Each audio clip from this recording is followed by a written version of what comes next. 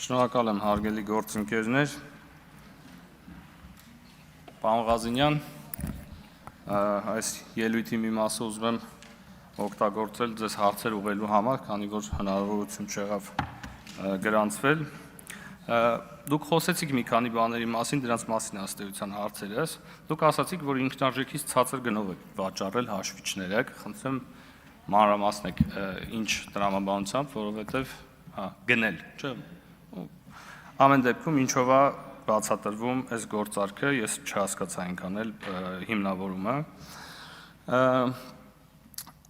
Ինչով վերաբերում է դիվանագիտական համարներով ավտոմեքենա վարելուն, անկեղծ որ ասեմ, ես այս պատմությանը ընդհանրապես ծանոթ չէի, գործընկերների հարցից իմացա, ու իմ համար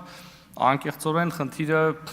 ռուսական կամ որևէ այլ պետության համարանիշի մեջ չի, այլ փաստ է ինքնին, որ դուք վարում եք ավտոմեքենա, որը դիվանագիտական համարներով է։ Ես օրենքը նայեցի, վստահ եմ, որ օրենքով արգելված է դա։ Կարող եմ օրենքին հղում անել եւ կարդալ, կարծում եմ համաձայն կլինեք, բայց խնդիրը նույնիսկ օրենքի մեջ չի, էլի մշակութային ինչ-որ բան կա, որովհետև այդ ավտոն ինքնին համարվում է հատուկ ռեժիմով վերաբերմունք ստացած պետության կողմից ավտոմեքենա, որով օրինակի համար կարելի է որոշակի խախտումներ անել եւ դրանով է պայմանավորված, որ իրավունք չկա ոչ դիվանագիտացող եւ այն վարորդներին, ովքեր դիվանագիտական ծառայությունների հետ կապ ունեն, այդ ավտոմեքենաները վարել։ Ըստ այդմ ըստ իս խնդիրը դրանում է ամենևին կամ երկրորդական է առնվազն ռուսական թե լատվիական համարներ են դրանք։ Ես պարոն Ղալումյանի հարցին ի պատասխան դուք ասացիք, որ նոր բաժանորդների թիվն ավելացել է, ինչով պայմանավորված նախապես կնքված պայմանագիրը ըստ էության փոխվել է, դուք ասացիք ՀՑԿ-ի որոշմամբ։ Այսինքն Ես կխնդրեմ, որպեսզի ուղղակի այս հարցերին անդրադառնաք, ես հասկացա հետևյալը։ Ի սկզբանե եղել է պայմանագիր, որի շրջանակներում 40 միլիարդ դրամի, եթե չեմ սխալվում, շրջանակներում պետք է ներդրում արվեր, իրականացվեր գոյություն ունեցող համակարգերը արդիականացնելու համար, որը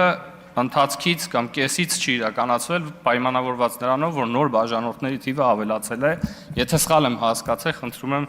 ուղղեք ինձ, բայց ուզում եմ նաև հասկանալ, այս նախաձեռնությունը ձեզնից է եկել, թե ՀՑԿ-ից, այսինքն դուք ասում եք, որ ՀՑԿ-ն է այդ որոշումը կայացրել, կխնդրի այստեղ հստակեցնեք եւս։ Եվ պարոն Ղազինյան, իդեպ դիվիդենդների բաշխման գաղտնիության վերաբերյալ ես հենց նոր նայեցի օրենքում, այդտեղ գաղտնիություն չկա, սա հրապարակային ինֆորմացիա է, եւ դուք այս կոնտեքստում ասում եք, ես եթե մի բան չգիտեմ, նախընտրում եմ չասել այս ամբիոնից, ու այս իդեպ այս մոտեցումը եւ այս խոսույթը շարունակելով ելույթից մնացած մասը կուզեմ անդրադառնալ նախորդիվ մեր գործընկերների կողմից հնչած ելույթներին, որովհետեւ այս երկու օր փորձում եմ գրանցվել ոչ մի կերպ իմ հերթը չի հասնում, իսկ ելույթները շատ են։ Ընդհանրապես ես ուզում եմ հիշեցնել, որ օրեր առաջ կոչ արեցի մեր գործընկերներին այս ամբիոնին մոտենալիս փորձել ավելի պատասխանատու լինել թվեր եւ փաստեր հնչեցնելից, բայց քանի որ այդ գործելակերպը շարունակվում է, կարելի է հետևություն անել, որ սա նպատակային նաեւ նշանակություն ունի մանիպուլյացիայի եւ իրականությանը չհամապատասխանող տեղեկատվության տարածման առումով։ Այ օրինակ պարոն Մամիկոն Ասլանյանը իր ելույթում վերջին երկար ելույթ տևեց, որի ընթացքում մի դրվագի անդրադառնամ, ասաց 60-րդ հոդվածի հող օտարելը վարչական իրավախախտում է եւ ոչ մի քրեական հետևանք չի առաջացնում։ Ես սա ցիտում եմ, ընդ որում պարոն Մամիկոն Ասլանյանը իրավաբան է եւ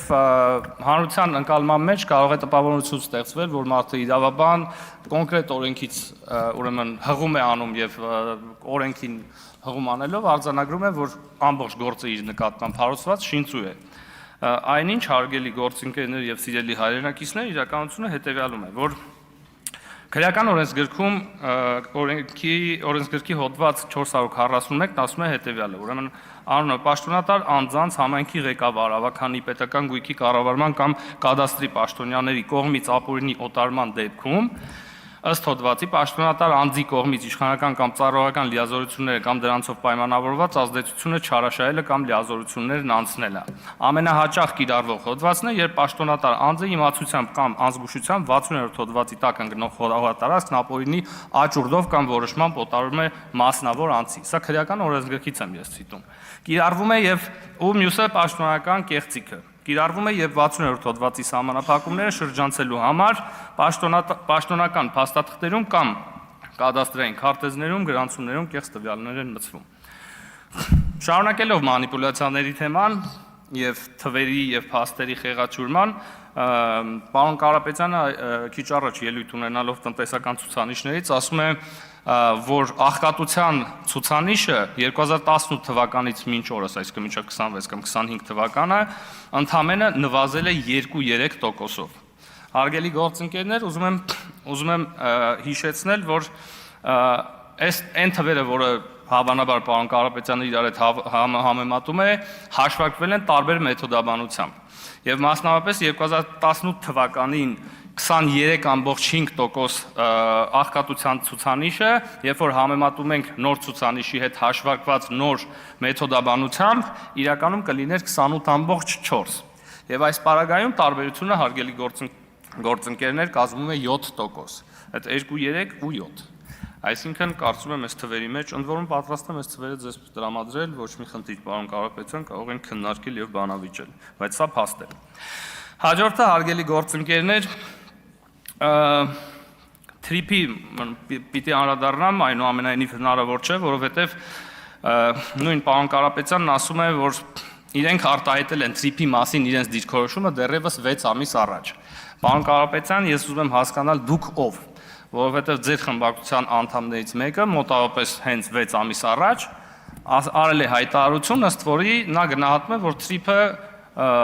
Ալիևի կողմից պարտադրված միջանցք է, եւ հենց 6 ամիս առաջ ձեր խմբակցության հայտնի պերսոնաժի մասին է խոսքը։ Հաջորդը խնդիր է, ասում եք, խնդիր է մեր հարևան երկրից չունենալ երաշխիքային տրամաբանության աջակցություն։ Եվ տանում եք էլի այս թեման երաշխիքի դաշտ, երաշխավորների դաշտ, եւ ինչ որ պահի ասում եք, նույնիսկ եթե թրիփ նախագիծը չունենա երաշխավոր, մենք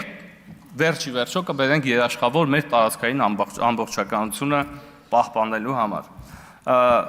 Պարոն Կարապետյան, նախ ուզում եմ միջազգային փորձից մի քանի օրինակ բերել, էլի։ Ուրեմն դուք գիտեիք, որ Ուկրաինայի տարածքային ամբողջականության երաշխավորներից են ԱՄՆ-ն, Մեծ Բրիտանիան եւ Ռուսաստանը։ 94 թվականի Բուդապեշտի հուշագիր։ Նույնը